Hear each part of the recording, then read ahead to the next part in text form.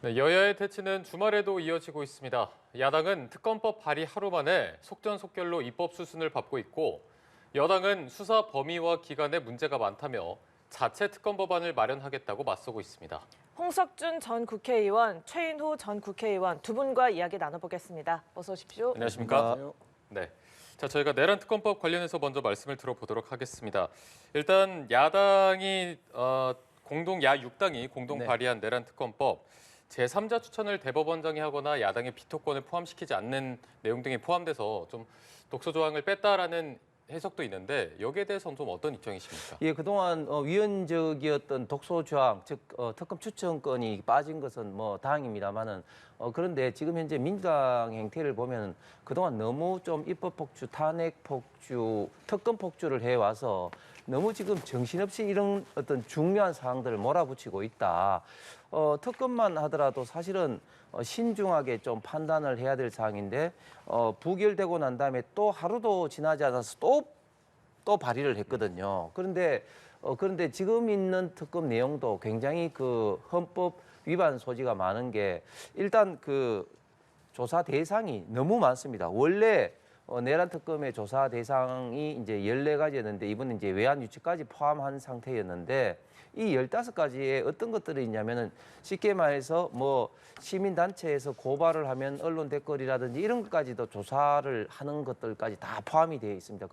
거기다가 또 국가보안법이라든지 또 군사시설보안법이라든지 이런 것에 불구하고 이런 조항들이 있음에도 불구하고 그냥 무차별적으로 압수수색할 수 있는 그런 어떤 것까지 다 포함이 되어 있습니다. 그렇기 때문에 이런 것은 대단히 위험하고 그 반헌법적인 요소가 많기 때문에 이런 어떤 조항을 굉장히 좀 압축적으로 봐야 된다. 실체적 진실을 할 수 있도록 봐야 된다고 싶고 그리고 저는 대단히 아쉬운 게 지금 공수처에 이런 어떤 강제 체포영장 집행 논란도 있습니다만은 좀 이 그 비상계엄 초기에 각각의 어떤 수사기관들, 검찰, 경찰, 공수처가 정말 경쟁적으로 수사할 때 조금 이런 특검을 통해서 좀 질서 있는, 좀 합리적인 일관된 수사를 좀 했으면 하는 그런 좀 아쉬움이 있습니다. 그렇기 때문에 이런 어떤 문제에 대해서는 정말 그 여야가 좀 머리를 맞대고 심사숙고를 해서 안을 마련해야 된다고 봅니다. 네, 일단은 조사 대상이 너무 많고 과잉 수사에 대한 우려가 있기 때문에 위헌적인 요소가 있다라는 입장이신데 글쎄요, 앞으로도 이 협상하는 부분에서 이런 부분이 잘 좀 이루어질 수 있을까요? 그런데 여당의 권영세 비대위원장께서 어제 이런 말씀을 했습니다. 내란 특검 협상할 테니까 체포영장은 그럼 지금 중단해라. 아니 내란 수사의 정점에 대통령이 법원에서 정식으로 발부한 영장을 집행 중인데도 또 내란 특검 협상을 구실로 또 체포영장을 하지 마라. 뭐 이렇게 하는 것은 내란 수사 자체를 중단시키라는 것과 마찬가지이기 때문에 우선 그런 정략적인 발상부터 버리는 것이 좋다. 과연 협상할 의지가 있는 것인지 의심할 수밖에 없다는 말씀을 드리고요. 그렇지만 법무부는 저희 당의 수정안에 대해서 김서구 법무부 장관 대행, 법무부 차관이죠.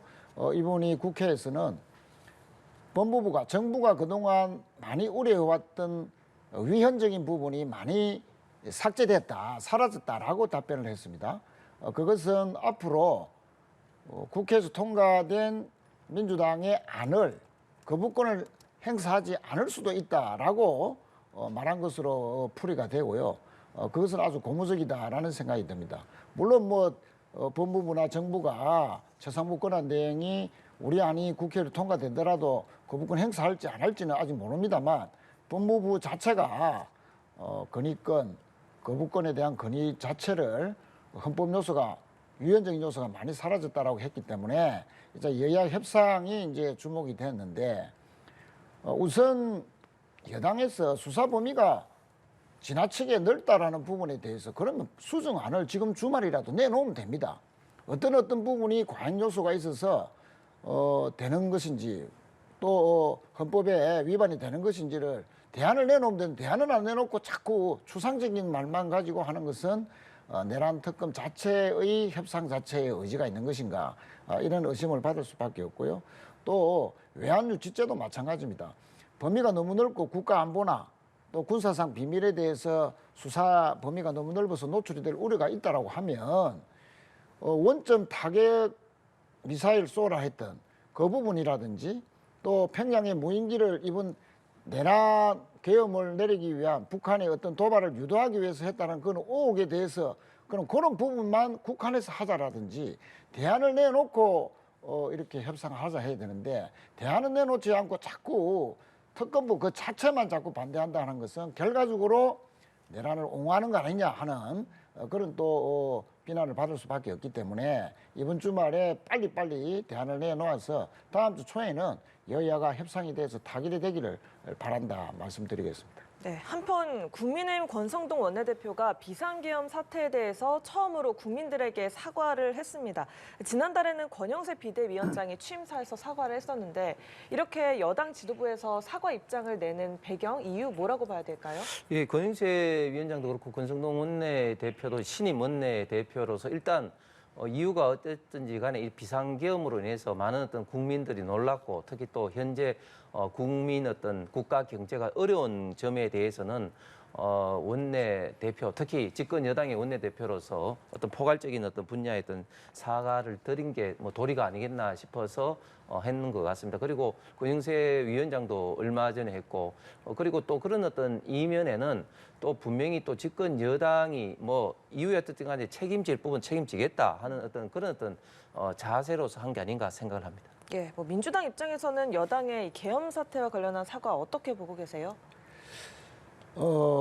원내대표로 취임한 지 근 3주 만에 사과를 처음으로 했습니다. 예. 이거는 늦어도 너무 늦은 거 아니냐.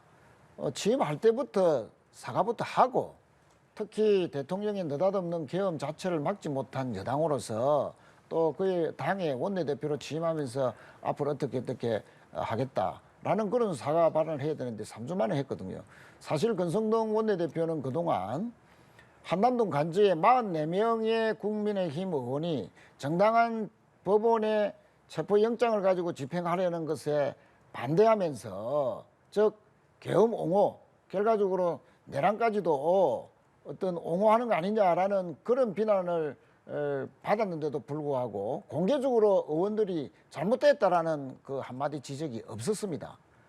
그리고 탄핵 심판을 하는 부분에서도 여러 가지 논리로 탄핵 심판 자체를 지연하려 한다든지 또 방해하려는 그런 역할을 많이 해왔는데 지금이라도 한남동 관저에 갔던 그 국회의원들에 대한 따끔한 질책 또 앞으로 만약에 2차 체포 집행할 때 어떠한 국민의힘 의원도 그 관저에는 가지 말아야 된다 하는 그런 어떤 그 명확한 입장 발표가 없는 가운데 나오는 사과라는 것은 형식적이고 진정성이 있어 보이지 않는다. 저는 그렇게 말씀드리겠습니다. 네.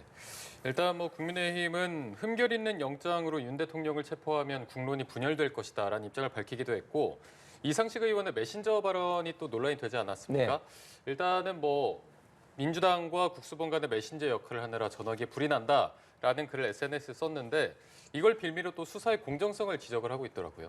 예, 그렇습니다. 지금 이런 어떤 중요한 어떤 비상 시국에 정말 그 국민 갈등과 그 국론 분열을 좀 최소화하기 위해서는 후에 어떤 논쟁거리도 좀 최소화할 수 있는 어떤 철저한 어떤 절차적 어떤 법을 위배되지 않는 그런 어떤 사항으로 진행돼야 되는데 지금 보면은 너무 지금 현재 문제가 많습니다. 일단은 내란 수사 관련해서 분명히 수사권이 없는 지금 공수처가 지금 주도를 하고 있습니다. 거기에 대해서 어제 공수처장이 국회에 와서 참 황당한 답변을 했는데 여기에 대해서 국민의힘 의원들이 문제 제기를 하니까 하는 이야기가 소추권의 있던 여부를 떠나서 수사권은 있다고 이야기하는데 그 수사권이 있다는 말은 무엇이냐면은 이 직권 남용 부분에 대한 어떤 수사권이 있다는 그런 이야기인데 대통령에 대해서는 다른 사람들은 예를 들면 김용현 장관 같은 경우는 내란 수사를 하기 위해서 예를 들면 직권 남용을 이제 고리로 한다고 치더라도 대통령 같은 경우는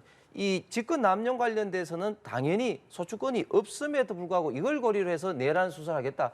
이런 말도 안 되는 어떤 논리로 지금 현재 수사를 진행하고 있거든요. 여기에 대해서는 정말 나중에 또 엄청난 문제를 불러일으킨다. 그리고 지금 영장 관련해서도 중앙지법이 하지 않고 지금 서부지법이 한다든지 또 영장 그 실질 담당 판사가 형사소송법 110조, 111조를 예외를 둔다는 이런 어떤 많은 어떤 논쟁이 있는 영장을 또 집행하려는 이런 어떤 문제가 있습니다. 그리고 지금 대통령의 관련된 이런 것은 수사가 목적이지 대통령을 체포하는 게 목적이 아니지 않습니까? 그러면 제3의 장소라든지 얼마든지 지금 윤석열 대통령 측의 변호인단과 상의를 해서 의논을 할 수가 있음에도 불구하고 지금 현재 이런 어떤 분야의 경험도 전혀 없는 공수처가 강제적으로 대통령을 체포만 하려고 하는 이런 어떤 모습을 보인다는 것은 정말 대한민국 전체적으로 대단히 지금 안타깝고 불행한 일이다. 거기에다가 지금 그 형사 뭐 기동대 처음에는 또 뭐 경찰 특공대를 한다는 등 뭐 이런 어떤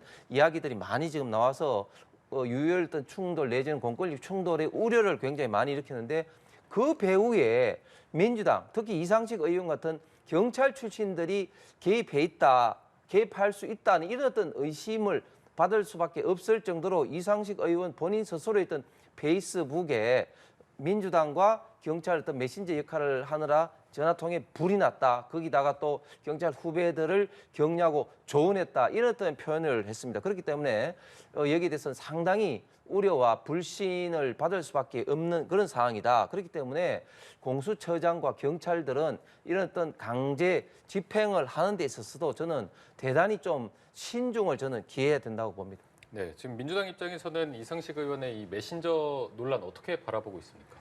이상식 의원의 표현이 적절하지 못했다는 지적은 뭐 저도 동의를 합니다. 다만 이상식 의원은 경찰 출신이고 또 경찰을 또 감시 감독하는 국회 행안위원회 위원이기도 하죠. 그러면 2차 체포영장이 언제쯤 발부될 것인가에 대해서 기자들도 물어보고 또 저희 당의 내외에서 한번 알아봐라라고 여러 가지 주문들이 당연히 있었지 않겠습니까? 그런 차원에서 경찰의 여러 가지 체포영장 발부하는 시점 정도를 아마 문의하고 그에 대해서 대답을 여러 차원으로 뭐 했다. 이런 것을 메신저라는 표현 때문에 오해를 샀는데 그 정도 이상의 부분은 전혀 아닐 것이다라는 생각이고요. 특히 국수본 경찰 간부들이 야당 국회의원을 끌어들여서 회의를 하고 무슨 공작을 하고 압력을 받고 그래서 윤 대통령을 체포하려 한다 이런 식으로까지 정치 공세를 하는 것은 그러면 또다시 이런 자그마한 꼬투리를 가지고 또 체포영장 자체를 부정하고 법원이 발부한 그 영장조차도 거부한다 하는 논리로 쓴다면은 정말 국힘은 계엄 옹호, 내란 옹호하는 당이냐라고 그런 그 지적을 받을 수밖에 없다는 생각이고요. 한마디만 더 드리면은 국수본 지금 간부들은 윤석열 대통령이 임명한 사람들 아닙니까? 이분들은 현직에 있는 경찰청장, 차장을 계엄에 가담한 주요 임무 종사자로 해서 체포하고 구속을 시켰던 당사자입니다. 국수본이. 지금 현직에 있는 경찰청장, 차장까지도 구속한 그 사람들의 진정성, 이것은 이 대통령의 비정상적이고 느닷없는 계엄 때문에 국가 자체가 얼마나 큰 지금 국익상의 손해를 끼치고 있느냐. 그래서 하루라도 빨리 체포해서 법원에 발부된 정당한 영장 집행을 하는 것이 법질서 회복뿐만 아니고 이 내란으로 인한 여러 가지 국론 분식을 종식시키는 것이 첩경이다 생각하는 그 사명감으로 일하고 있다. 체포영장 집행을 하고 있다 하는 그런 진정성을 믿어줘야 되는데 정부 여당이 이런 진정성을 무시하고 조그마한 꼬투리로 그렇게 국수본 자체, 경찰 자체의 진정성을 훼손하려 한다면 정말 그것은 무책임한 태도다. 그렇게 지적을 드리겠습니다. 자, 이런 가운데 김민전 의원이 반공청년단, 이른바 백골단의 국회 기자회견을 주선한 것에 대한 정치권의 파장이 커지고 있습니다. 국민의힘은 부적절했다라고 사과하면서도 징계 사유는 아니다 선을 긋고 있고 민주당에서는 김 의원의 의원직 제명 추진에 나선 상황인데 이 상황 어떻게 보고 계십니까? 예, 백골단이라는 좀 의미 때문에 좀 그런 것 같은데요. 백골단이라는 게 사실은 뭐 저희 같은 세대는 굉장히 좀 안 좋은 이미지가 있습니다. 왜냐하면 예. 사복 경찰들로서 과거 80년대 민주화 운동을 하는 당시 학생들이라든지 할 때 무차별적인 어떤 폭력을 행사하는 어떤 그런 어떤 아주 안 좋은 기억이 있죠. 저도 백골단의 과거에 맞아본 기억이 있습니다만은 그런데 이제 그 젊은 이제 청년들은 이름을 좀 뭐 애칭으로 백골단이지만 이제 저기 이제 하이바 저게 어떤 의미냐면은 민주노총이 지난번에 대통령을 체포를 하기 위해서 오면서 경찰들 무전기를 빼서 경찰들을 좀 폭행을 하는 어떤 그런 어떤 사태를 보면서 본인들 이 민주노총 같은 이런 어떤 불법 자익 어떤 세력으로부터 대통령을 지키지 않은 그런 의미에서 유사시에 일어날지도 모르는 상대방으로 어떤 폭행의 스스로를 보호하기 위해서 저런 어떤 헬멧을 좀 썼다고 합니다. 그래서 공식적인 명칭은 방공청년 단으로 지금 현재 한남동에서 윤석열 대통령 관저를 지키기 위해서 활동을 하고 있는 2030의 젊은 세대들입니다. 그런데 이제 백골단의 이제 명칭 때문에 예. 국회에서 이제 기자회견을 이제 그 어레인지한 김민전 의원에 대해서 지금 비판을 하고 있는데 저는 이런 어떤 진정성을 안다면 과연 글쎄요 이렇게 김민전 의원에 대해서 비판을 하는 것이 맞는가 하는 그런 좀 생각은 듭니다. 거기에 대해서 김민전 의원 본인 스스로도 그 명칭을 쓴 것에 대해서 어쨌든 그 국회 회원 그 국회회관에서 지금 소통관에서 기자회견을 주선한 것에 사과도 했습니다만은 그것 때문에 제명까지 저는 추진한다는 것은 민주당의 어떻게 보면은 오버액션이라고 생각합니다. 예, 뭐 제명까지는 오버액션이다 말씀해 주셨는데 일단 백골단은 명칭을 바꾸겠다 하면서도 계속 활동하겠다고 밝힌 상태고 또 뭐 80년대 필요한 조직이었다 이렇게 자경단을 옹호하는 발언을 해서 또 논란이 일기도 했습니다. 이 파장에 대해서 어떻게 생각하고 계십니까? 홍 의원도 말씀하셨지만 백골단은 과거 80년대 우리나라가 아주 독재 상태에 있을 때 민주화 운동을 가장 앞장서서 무력으로 진압했던 또 그로 인해서 돌아가신 분조차 생길 정도로 민주화 운동을 전면에서 탄압했던 무장무술 군인 출신의 악명 높은 백골단이었습니다. 이 백골단을 느닷없이 국회 기자회견장까지 끌어들인 김민정 국회의원은 도대체 무슨 생각으로 지금 이 백골단이라는 어마무시한 이름을 가진 이런 단체를 끌어들였느냐. 한마디로 이것은 계엄은 정당했다. 또 내란은 아니다. 또 법원이 발부한 영장 자체를 우리는 부정한다. 그래서 그것을 정면으로 막으려는 백골단을 우리는 옹호하고 이 정당성을 국민들에게 알려주기 위해서 기자회견을 주선했다라는 것밖에 안 되거든요. 그런데 국민의힘의 반응이 그 백골단을 보고 2030의 열정을 폄훼해서는 안 된다라고 주장하면서 권성동 원내대표는 김민전 의원이 사과를 했으므로 징계 사유에 해당되지 않는다라는 궤변 어린 옹호까지 했는데 아니 그러면 도둑질을 한 도둑놈을 도둑질해서 미안합니다 사과하면 그러면 죄가 안 되는 겁니까?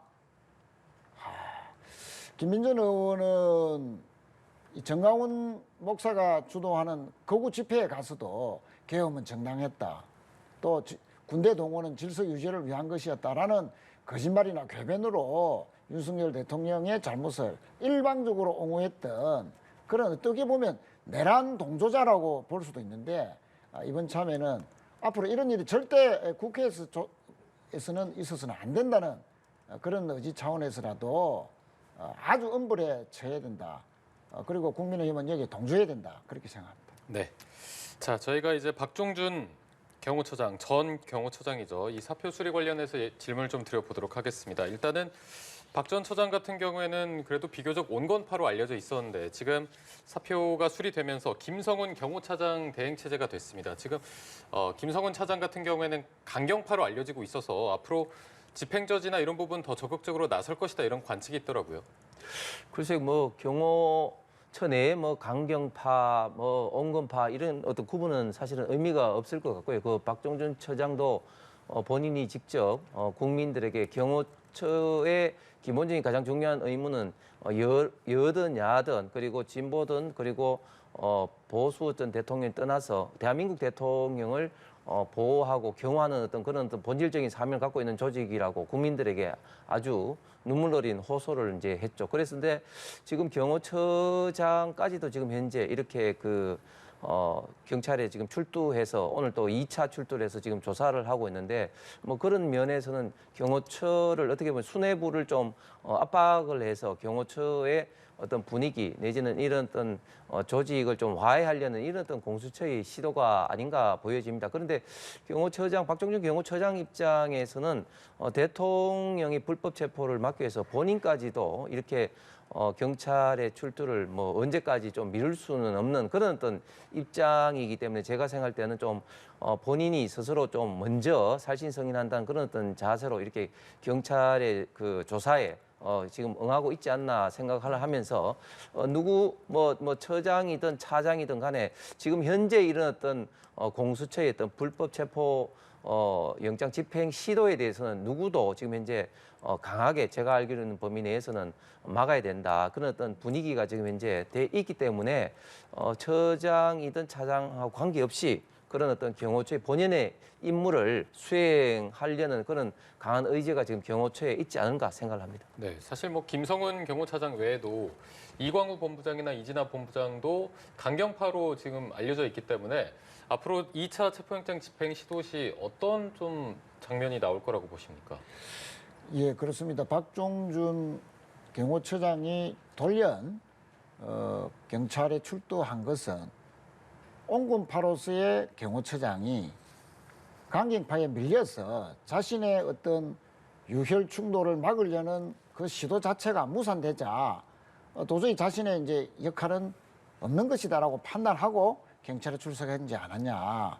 그 과정에서 윤 대통령이 경찰 출두에 대해서 상당히 만류했다는 보도도 있습니다. 만약에 그것이 사실이라면 경호처 내부의 균열을 노출하는 것을 막으려는 대통령의 그런 의도가 담긴 거 아니었냐. 뭐 그런 그 분석도 가능하고요. 아무튼 경호처장이 물론 지금은 이제 사표가 수리됐습니다만 박종준 전 경호처장이 경찰에 출두한 것만으로도 예. 이제 그동안 경호처 직원들 사이에서는 왜 우리가 이 불법적인 그 체포 막는 데 나서야 되느냐. 신변에 앞으로 우리가 불이익이 있을 때는 누가 책임질 것이냐 하는 그런 목소리들이 상당히 많이 표출이 됐다라고 알려지지 않습니까? 그런 가운데에 경호처의 아주 수장이 스스로 자수하는 행식, 뭐 일부에서는 뭐 도망을 했다, 도주했다라는 표현까지도 있습니다만 어쨌든 온군파로서의 경호처 수장이 이렇게 경찰까지 출두하고 사표를 냈다고 하고 수리가 됐다는 것은 앞으로 차장이 또는 뭐 여러 본부장이 강경파라 하더라도 김건희 여사 라인으로 알려져 있습니다만 그러나 이 체포영장 집행할 때 경찰이 차장이나 본부장부터 즉 남아있는 강경파 경호처 간부들을 차례차례로 긴급 체포를 해 들어가면 전체 경호처 직원들의 물리적인 저항은 급속도로 와야 되지 않겠나. 그런 측면에서 지금 공수처나 국조본에서 아주 입체적이고 치밀한 체포 전략을 세우고 있기 때문에 남아있는 강경파 몇몇만 체포하면 네. 생각보다는 물리적 충돌 없이 잘 해결될 가능성이 높다. 저는 이렇게 생각합니다. 네. 예, 오는 14일에 헌법재판소에서는 탄핵 심판 첫 정식 변론기일이 열리는데요. 대통령 참석 여부 아직까지 뭐 공식적으로 밝혀진 바는 없고요. 다만 윤상현 의원이 윤 대통령의 탄핵 심판 절차가 본격적으로 진행되면 헌재 직접 나가서 이야기하고 싶어한다 이런 이야기를 했는데 그 시기 언제쯤 될지 두 분께 좀 간략하게 여쭤보겠습니다. 예, 일단 대통령께서는 그 비상계엄을 왜 했는지에 대해서 강하게 본인이 이제 설명을 해야 되겠다. 왜냐하면 비상계엄 국가긴급권에 대해서는 대통령이 전속적으로 결정할 사항이기 때문에 대통령만이 그 배경에 대해서 아마 설명을 강하게 좀 하실 것 같습니다. 그런데 일단 지금 현재 그 내란 형법상의 내란죄 부분을 지금 제외한 거라든지 또 경호 문제라든지 이런 어떤 그 이슈가 있기 때문에 언제 출석 여부는 모르겠습니다만 그런 어떤 이슈가 어느 정도 정리가 된다면 그 이후에 아마 출석을 아마 할 가능성이 높을 것 같습니다. 네. 출석 시기 언제쯤 될 거라고 예상하세요? 우선 대통령이 체포영장은 막고 분리로 막으라고 경호처에 지시하고 또 본인이 일방적으로 계엄은 정당했다. 체포의 채자도 지시하지 않았다. 군대를 동원한 것은 질서 유지 차원이다 하는 개변과 거짓말로 일관할 수 있는 그런 자신의 어떤 정당성만 일방적으로 선전할 수 있는 그런 자리는 또 가겠다라고 만약에 한다면 이것은 국민들을 또다시 우롱하는 것이다 그렇게 생각하고요. 5번이 예정된 변론 기일 안에 한 두세 차례는 출석하지 않겠나 이렇게 봐집니다만 출석을 하더라도 그러면 정당한 법원의 영장이 발부된 그런 체포에는 응하면서 또 수사는 수사대로 받으면서 헌법재판소에 가는 것 이런 최소한의 균형이라도 맞추는 자세가 대통령으로서의 자세 아니냐. 그래서 저는 또 뭐 출석을 하더라도 일방적인 거짓말만 늘어놓을 것이기 때문에 국민들의 분노는 더 높아질 것이다. 그렇게 예상합니다. 네, 알겠습니다. 저 오늘 두 분 말씀은 여기까지 들어보도록 하겠습니다. 지금까지 홍석준, 최인호 전 국회의원 두 분과 함께했습니다. 고맙습니다. 고맙습니다.